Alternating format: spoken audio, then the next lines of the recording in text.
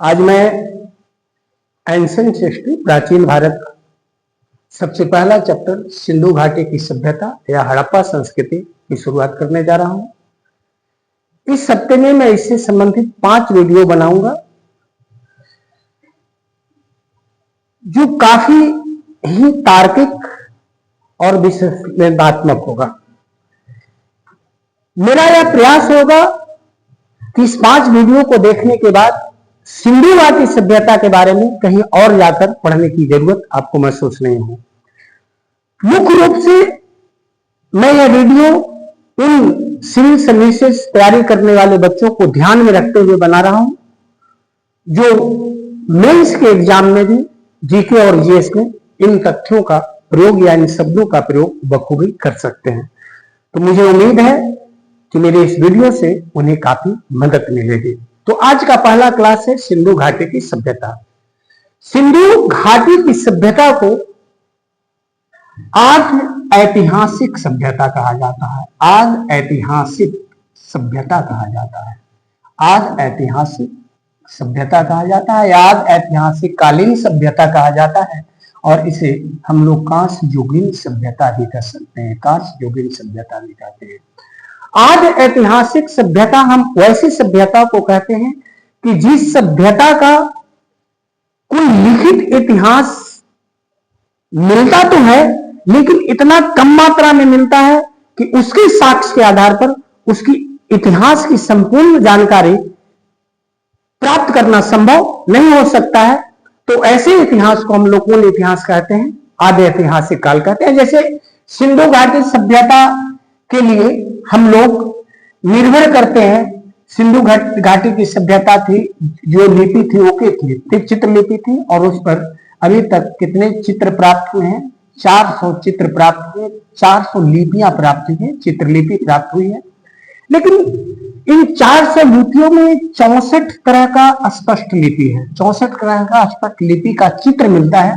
लेकिन समय के साथ जो यह चित्रलिपि था, समय के साथ यह चित्रलिपि अब उतना स्पष्ट रूप से नहीं है। यह लिपियां धीरे धीरे बर्बाद होती गई, घिसती गई और वर्तमान में मात्र कितनी लिपियां स्पष्ट रूप से हैं? मात्र कितने लिपियां? अगर पूछे कि सिंधु घाटी में कुल कितने चित्रलिपि मिले हैं खुदाई के दौरान, तो कितने लिपि बोलेंगे? 400, जिसमें 64 प्रकार के चित्र का उल्लेख है। लेकिन वह चित्रलिपियां वर्तमान में पूरी तरह हूबहू उसी रूप में नहीं है।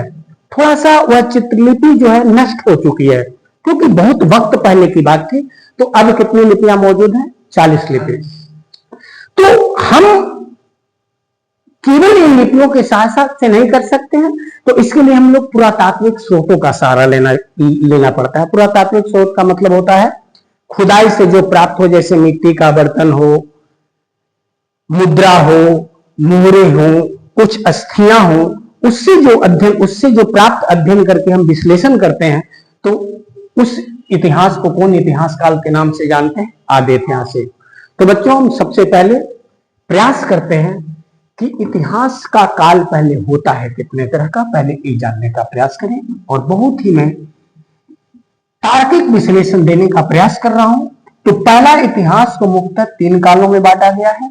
वह काल है प्राक ऐतिहासिक काल, प्राक ऐतिहासिक काल, प्राक ऐतिहासिक काल। दूसरा है आद ऐतिहासिक काल, आद ऐतिहासिक काल, जिसमें हम लोग किस सभ्यता को पढ़ेंगे? सिंधु घाटी की सभ्यता को पढ़ेंगे। और तीसरा जो काल होता है वो होता है ऐतिहासिक काल। कौन काल होता है? ऐतिहासिक काल होता है। इतिहास के जानने के 2 स्रोत होते हैं।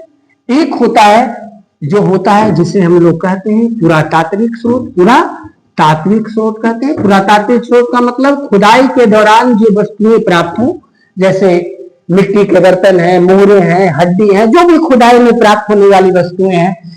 इसमें कुछ स्तंभ आ सकते हैं, कुछ अभिलेख आ सकते हैं। तो कौन स्रोत के अंतर्गत आएंगे? पुरातात्विक स्रोत। और दूसरा जो स्रोत होता है बच्चों, वह होता है कौन स्रोत? साहित्यिक स्रोत। इन दोनों का सहारा इतिहास में लेना पड़ता है। तो प्राक ऐतिहासिक काल उसको कहते हैं कि जिस काल का कोई लिखित इतिहास मौजूद नहीं हो, वैसे इतिहास को कौन काल कहते हैं? प्राक ऐतिहासिक काल कहते हैं। और प्राक ऐतिहासिक काल की जानकारी के लिए हमें किन स्रोतों का सहारा लेना पड़ता है? पुरातात्विक स्रोतों का क्या लेना पड़ता है? सहारा लेना पड़ता है। आर्य ऐतिहासिक काल हम उस काल को कहते हैं कि जिसका लिखित साक्ष्य तो मिलता है, लेकिन इतना प्रचुर मात्रा में नहीं मिलता है कि हम उससे उसकी पूरी विस्तृत इतिहास के बारे में जान जाए। तो उसके लिए पुरातात्विक स्रोतों का ही सहारा लेना पड़ता है। तो उस काल को कौन ऐतिहासिक काल कहते हैं? आद्य ऐतिहासिक काल कहते हैं। जैसे सिंधु घाटी की जो सभ्यता है, किस काल की सभ्यता है? आद्य ऐतिहासिक काल की सभ्यता है। और ऐतिहासिक काल हम उसको कहते हैं कि जिस काल का बिल्कुल लिखित साहित्य मिलने लगे, इतिहास मिलने लगे, तो उस काल को कौन काल कहते हैं? ऐतिहासिक काल। तो जिसके अध्ययन के लिए साहित्य मौजूद हो प्रचुर मात्रा में है, और उसके अध्ययन के लिए कौन स्रोतों का सहारा लेना पड़ता है? साहित्यिक स्रोतों का। तो उन स्रोतों को हम लोग कौन काल कहते हैं? ऐतिहासिक काल कहते हैं। कंफर्म हो चुका है? देखिए, सिंधु घाटी सभ्यता की जो लिपि है, चित्रलिपि थी, वो पुरातात्विक, सिंधु घाटी सभ्यता के लिए कई पुरातात्विक वेदाओं ने, कई पुरातात्विक विदों ने प्रयास किया है, जिसमें कुछ प्रमुख हैं, जैसे यज्ञदत्त शर्मा थे, बकिंघम था, मैके था, अमलानंद घोष था, जो खुदाई के दौरान बहुत बड़ी भूमिका निभाई थी। और एक बात याद रखना कि जो पुरातात्विक, उस समय का पुरातात्विक जो संस्था थी, ठीक है, पुरातात्विक जो क्या थी? संस्था थी। उस पुरातात्विक संस्था का जो प्रमुख व्यक्ति था, एक अंग्रेज था, और उस अंग्रेज का नाम था, कौन था? बकिंघम। क्या था? बकिंघम था, जो सिंधु घाटी शुरुआत में जो पुरातात्विक संस्था थी ना, उसका अध्यक्ष था, बकिंघम नाम का था। और सिंधु घाटी सभ्यता की लिपियों का सबसे पहला जो पढ़ने का प्रयास किया था, उस व्यक्ति का नाम था, याद रखना, उस व्यक्ति का नाम कौन मेसन था? चार्ल्स नाम क्या था? चार्ल्स क्या था? मेसन नाम था, जिसने सिंधु घाटी की लिपि को पढ़ने का सबसे पहला सफल प्रयास किया था। ऐसे टिपेंथलर नामक व्यक्ति ने भी इसको पढ़ने का प्रयास किया था, लेकिन पढ़ने में सक्सेस नहीं हो पाया था। तो स्पष्ट है कि सिंधु घाटी की 400 लिपियां में अभी मौजूद 40 लिपियां स्पष्ट हैं, लेकिन उससे हम सिंधु घाटी की सभ्यता के बारे में पूरी जानकारी नहीं ले पा सकते हैं। तो उसके लिए हमें फिर से किन स्रोतों का सहारा लेना पड़ता है? पुरातात्विक स्रोतों का सहारा, यानी वहां से प्राप्त जो हड्डियां हैं, मोहरे हैं, ए हैं, उसका सहारा लेना पड़ता है। तो इसके लिए हम लोग, इसीलिए सिंधु घाटी सभ्यता को किस काल में रखा गया है? आद्य ऐतिहासिक काल में रखा गया है। इससे देखिए, हिस्ट्री जो होती है ना, बकिंघम ने कहा है कि जो हिस्ट्री होती है, यह एक प्रकार का विशुद्ध विज्ञान होता है। उसने कहा history is a real science, क्योंकि पुरातात्विक स्रोत का मतलब होता है कि पुरातात्विक स्रोतों में हड्डियों से, पुराने बर्तनों से, मुहरे से अगर हम उसका इतिहास जानने का प्रयास करेंगे ना, तो उसके लिए वैज्ञानिक तर्कों की जरूरत पड़ेगी, वैज्ञानिक विश्लेषण की जरूरत पड़ेगी। और पुराने जीवाश्मों का आयु या हम लोग उसका काल ज्ञात करते हैं। हर बच्चा साइंस में जानता है कि किस पद्धति का इस्तेमाल करते हैं? कार्बन पद्धति। किस पद्धति का इस्तेमाल किया जाता है? कार्बन। हम लोग 14 पद्धति का इस्तेमाल करते हैं। तो या फिर पृथ्वी की आयु ज्ञात करने के लिए यूरेनियम पद्धति का हम लोग इस्तेमाल करते हैं। तो इतिहास एक प्रकार का विज्ञान है, क्योंकि बिना विज्ञान की सहायता से हम इतिहास को जान नहीं सकते हैं। तो इतिहास अपने आप में एक विशुद्ध क्या है? विज्ञान का भी रूप ले लेता है। पुरातात्विक संस्था का अध्यक्ष मैं बोला हूं, यह अध्यक्ष याद रखिएगा, किसका मैं बोला हूं? बकिंघम को बोला हूं। तो साहित्य इतिहास 3 ग्रह का, प्राक ऐतिहासिक काल, आद्य ऐतिहासिक काल और कौन काल? ऐतिहासिक काल। इतिहास जानने के प्रमुख स्रोत क्या बताएं? पुरातात्विक स्रोत। और किन स्रोत जो हम बोले हैं? साहित्यिक स्रोत। पुरातात्विक स्रोत के लिए हम पुराने जो अवशेष होते हैं उसका सहारा लेना पड़ता है, और साहित्यिक स्रोत के लिए लिखित स्रोत का हम लोग सहारा लेते हैं। देखिए, पहले काल में बहुत से अभिलेख भी मिले हैं और लिपियां भी मिली हैं। अभिलेख और स्तंभ लेख अशोक के टाइम से मिलने लगा है, तो हम लोग स्तंभों को पुरातात्विक और साहित्य दोनों स्रोतों के रूप में इस्तेमाल कर सकते हैं। जैसे पहले की जो लिपि होती थी ना, ऐसे मुख्य रूप से लिपियां 3 होती हैं, वो भी जान जाइए। एक लिपि होती है ब्राह्मी लिपि, एक लिपि होती है खरोष्ठी लिपि, और एक लिपि होती है जिसको हम लोग आरमाइक लिपि कहते हैं। हरमाइक लिपि। ब्राह्मी लिपि जो होती थी वह बाएं से कहां लिखी जाती थी? दायां। बायां से दायां लिखा जाता था। बायां से दायां का मतलब जो आज देवनागरी लिपि है, हम लोग हिंदी लिखते हैं, किस लिपि में लिखते हैं? ब्राह्मी में। खरोष्टी लिपि का मतलब होता है जो दाएं से कहां लिखा जाए? बाएं। दाएं से बाएं लिखा जाए। अशोक के ज्यादा अभिलेख या स्तंभ लेख किसी लिपि में मिलता है? अशोक के कुछ अभिलेख है, जैसे शाहबाजगढ़ी है, मानसेरा है, तो किस लिपि में मिलता है? खरोष्टी लिपि मिलता है। या जो अरब देश थे, कौन देश थे? अरब या इराक या आज भी मुस्लिम देश है, जो उर्दू लिखा जाता है वो कहां से लिखा जाता है? दाएं से क्या लिखा जाता है? बाएं। तो ये कौन लिपि हो जाएगी? खरोष्टी लिपि। और अरमाइक लिपि का जो प्रचलन था ना, वह अफगानिस्तान के कुछ क्षेत्रों में था, बलूचिस्तान, अफगानिस्तान वगैरह में था। तो ये बाएं से दाएं लिखा जाता था और कलम को नहीं उठा के फिर दाएं से क्या लिखा दिया जाता था? बाएं। तो ये कौन लिपियां होगी? अरमाइक लिपि। देखिए, आज का प्रमुख जो हेडिंग है सिंधु घाटी की सभ्यता और संस्कृति, तो हम आप लोगों को सभ्यता और संस्कृति के बारे में बता रहे हैं कि भारतीय डिफरेंट बिटवीन सभ्यता एंड संस्कृति, सिविलाइजेशन एंड कल्चर क्या है। ध्यान से सुनना। देखो, मानवों द्वारा आज तक, प्राचीन काल से लेकर आज तक, चाहे वह सामाजिक क्षेत्र हो, चाहे वह आर्थिक क्षेत्र हो, चाहे वह धार्मिक क्षेत्र हो, इन क्षेत्रों में मानव द्वारा अथक प्रयास के बावजूद के फलस्वरूप जो उपलब्धियां हासिल की गई हैं, उन सारी उपलब्धियों को एक साथ क्या कहा जाता है? सभ्यता कहा जाता है। और सभ्यता की जब चरम सीमा होती है ना, तो उसे क्या कहा जाता है? संस्कृति कही जाती है। बिगेस्ट पॉइंट, सभ्यता क्या है? सभ्यता एक जीवन शैली है और संस्कृति जीवन शैली का एक कानून है। सिविलाइजेशन इज ए बिहेवियर, एक व्यवहार है, लेकिन संस्कृति क्या है? Is a habit and law. संस्कृति क्या है? हैबिट है। तो सभ्यता की चरम सीमा क्या कहलाती है? संस्कृति कहलाती है। बहुत ही समान अर्थ में मैं इसको बताता हूं। आप लोग गांव घरों में रस्सी बांटते हुए किसी व्यक्ति को देखे हैं? क्या करता है? निवारी जो होता है ऐसे ऐसे ऐसे करके पहले उसको झाड़ता है।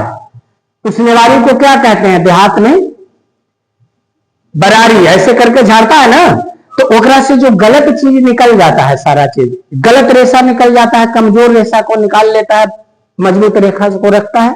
और इसके बाद उसको कुछ ही करता है, पनिया में फुला देता है। और फुलाने के बाद रस्सी क्या करता है? बांटता है। और बांटते समय कमजोर रेशा होता है, उसको क्या करता है? अलग कर देता है। तो एक बांटी हुई जाती हुई रस्सी जिसमें कमजोर रेशों को अलग कर रहा है, रस्सी बंट रहा है, तब तक क्या है? सभ्यता है। और लास्ट में जाकर रस्सी में एक ऐठन दे देता है, गिट्ठा दे देता है, नहीं तो रस्सी खुल जाएगी। तो क्या बन जाती है? संस्कृति बन जाती है। तो जब तक कोई चीज हमारा जीवन शैली रहे, खाने का रंग, उठने का ढंग, पहनने का ढंग, जो ढंग है वो हमारी क्या है? सभ्यता है। लेकिन कोई सभ्यता जब मेरे लिए आदत बन जाए, सामाजिक नियम बन जाए, तो उसे क्या कहते हैं? संस्कृति कहते हैं। तो सभ्यता की चरम सीमा ही क्या कहलाती है? संस्कृति। जैसे देखिए, यदि हमारे घर में कोई अतिथि आते हैं तो हम उसको एक लोटा पानी देते हैं, तो ये हमारी सभ्यता है। लेकिन उस अतिथि को अगर हम देवता मानते हैं तो हमारे लिए क्या है? संस्कृति है। बात समझ आ रही है? एक महिला द्वारा साड़ी पहनना या किसी अन्य तरह का कपड़ा पहनना, हमारे द्वारा धोती पहनना हमारे लिए सभ्यता है। लेकिन महिलाओं द्वारा सिंदूर करना सभ्यता नहीं है। क्या है? संस्कृति है। जब कोई नियम बन जाए, सामाजिक नियम बन जाए, व्यवहार है, तब तक सभ्यता है। सभ्यता का जो सबसे सर्वोच्च शिखर होता है वही क्या होता है? संस्कृति होता है। अगर कोई सिंदूर नहीं करेगा ना, तो उसे विधवा समझा जाता है। तो साड़ी पहनना सभ्यता है, लेकिन सिंदूर करना क्या है? हमारा कल्चर है, हमारा संस्कृति है।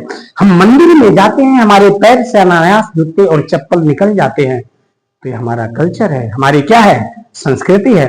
हम माता पिता को आदर करते हैं, ये हमारी सभ्यता है। लेकिन माता पिता को हम भगवान का रूप देते हैं, तो ये हमारी सभ्यता नहीं है, हमारी क्या है? संस्कृति है।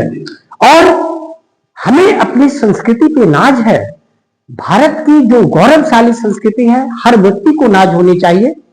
तो जैसे किसी भी संस्कृति में, दुनिया के किसी संस्कृति में भाभी को मां नहीं माना जाता है, लेकिन हिंदुस्तान की इतनी महान संस्कृति है ना कि हम लोग भाभी का भी किसका दर्जा देते हैं? मां का दर्जा देते हैं। दुनिया में कोई ऐसा देश नहीं है जहां देश को मां कहा जाता है। हम लोग भारत मां कहते हैं। चीन को कोई बाप या चीन मां नहीं कहता है। हमारे देश का कल्चर है, हमारे देश की यह संस्कृति है कि हम लोग एक कंकड़ को भी शंकर मान लेते हैं, हम नदी की धारा को भी गंगा मान लेते हैं, एक वृक्ष की भी पूजा करते हैं, एक गोबर की भी पूजा करते हैं। ये हमारी क्या है? संस्कृति है। हमारी संस्कृति बहुत ही महान है और हमें अपनी संस्कृति पर गौरव करना चाहिए। तो आज के क्लास में मैं बहुत अच्छी तरह सिंधु घाटी का जो प्रारंभिक स्वरूप होता है बताने का प्रयास किया हूं। आप जब भी सभ्यता और संस्कृति के बारे में वर्णन पूछे तो अब मेरा क्लास से बहुत अच्छा आप कर सकते हैं। कल के क्लास में मैं आगे का क्लास बढ़ाऊंगा।